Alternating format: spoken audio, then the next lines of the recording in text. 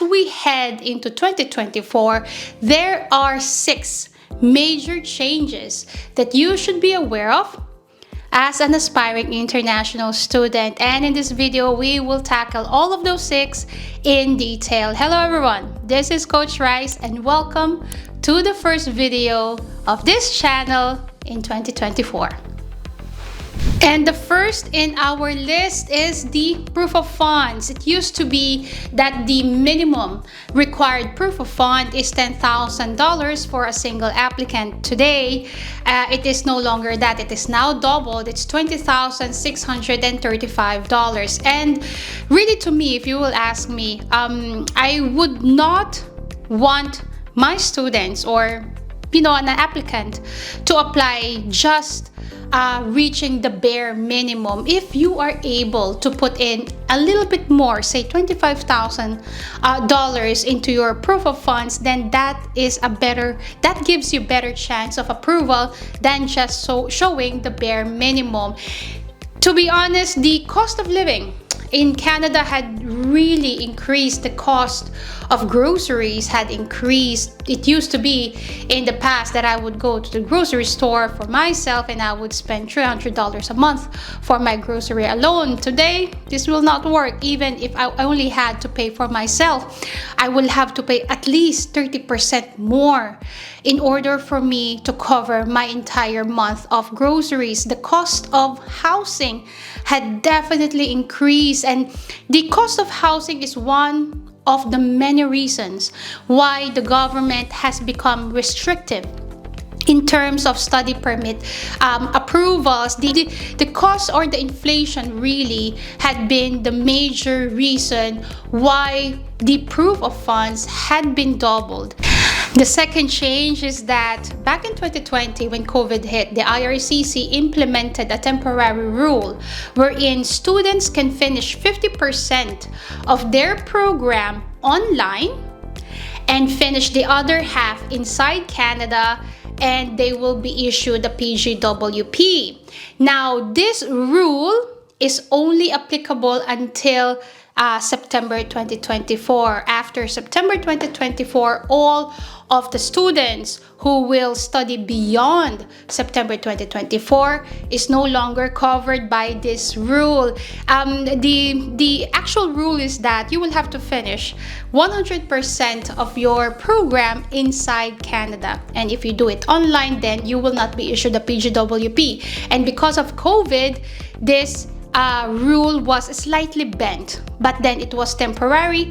And again, the permanent rule is that you have to finish your entire program 100% inside Canada in order for you to be issued a PGWP.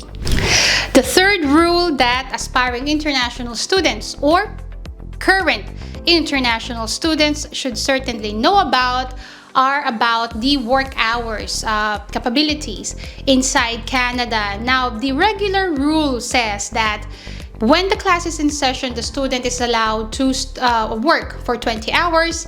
And when the class is in break, such as summer break, the student is allowed to work 40 hours. Now, this rule was essentially bent slightly last year, wherein the IRCC implemented a temporary regulation that students can work endless hours as much as they can until December 2023. And since December 2023 is over now, IRCC essentially extended this capability. Now, there are talks with the IRCC that there will be a permanent increase of work hours for international students. Now, how much work hours is this and when will this be implemented is not released yet. This information is not out yet, but definitely IRCC is in talks of increasing the work hours of international students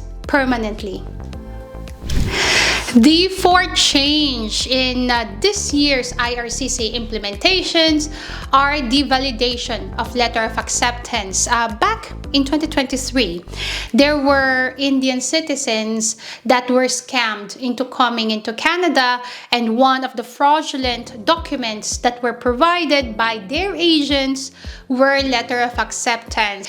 Every single letter of admission issued by any school, college, university, private college, it doesn't matter. As long as the letter of admission is issued by any school, the school needs to validate that letter of acceptance, every single one of them, with the government of Canada.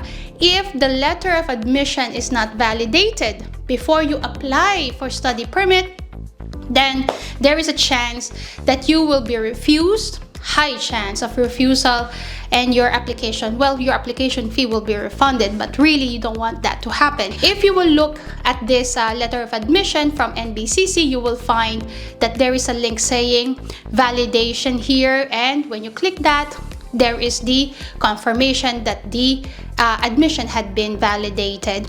And guys, if you are looking at applying at NBCC, or you believe that you need help with regards to your program with the choice of province, if you want to even apply in Alberta, we are connected with over 200 schools across Canada. We can help you. Visit our website. We have got many free downloadables there, or email us info@questcanadaca.com.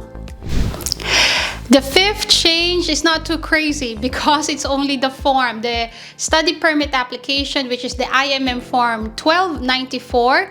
You can go to the canada.ca website, download the form directly there. Do not download it from any other link or any other website, because really the most legitimate link is the canada.ca website.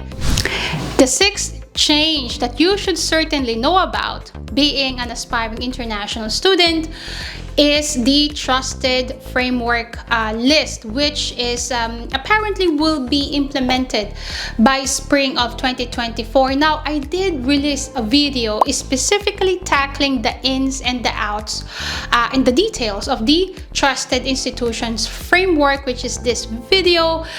You are welcome to watch that video to give you a little bit more idea on what it is, how does it work, and how does it affect or will affect your study permit application. But essentially, in a nutshell, the institutions, trusted institutions framework essentially is that if you apply for a study permit and the school that you will go to is part of the trusted institutions framework, then your application will receive less scrutiny. Less scrutiny means higher approval rate. Now, from today until the time that the list is released into the public, we don't really know which schools will be there, which schools will not be there. I believe that you should focus in provinces that are less popular, because provinces that are less popular have got less competition with school, less competition with housing, less competition with jobs. You have to choose Manitoba, go to Saskatchewan, Newfoundland and Labrador is not bad, PEI, New Brunswick, Nova Scotia. These provinces want you. They have got various peer pathways for you. And there are many schools across those provinces that are ready to accept you. Therefore, yeah, if you need help with admission application, connect with us again. That's info@questcanadaca.com.